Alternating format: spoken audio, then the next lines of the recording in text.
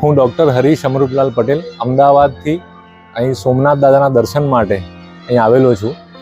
સોમનાથ દાદાના દર્શનમાં વિશેષતા આજે પાગ પૂજાનું સપરિવાર અમે આયોજન જે કર્યું છે એમાં અમે સંમિલિત થયા છીએ.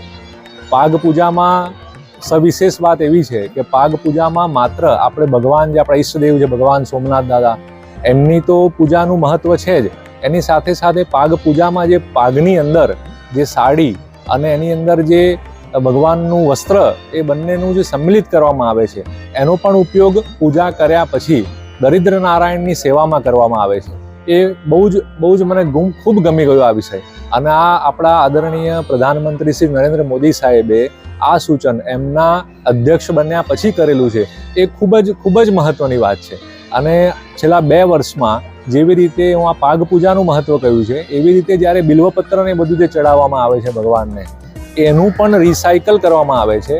અને રિસાયકલ કરી એમાંથી પછી અનેક બિલ્વપત્રના વનથી ફરી બીજા અનેક ગણા બિલ્વ પ્રોડ્યુસ કરવામાં આવે છે અને ફરી પાછા ભગવાનને ચડાવવામાં આવે છે. એટલે ઝીરો વેસ્ટ ઉપર આ મંદિર આખું મંદિરના ટ્રસ્ટી, મંદિરના લોકો, મંદિરની આખી ટીમ કામ કરી રહી છે.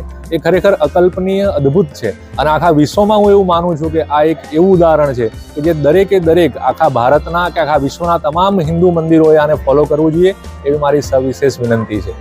જય સોમનાથ દાદા.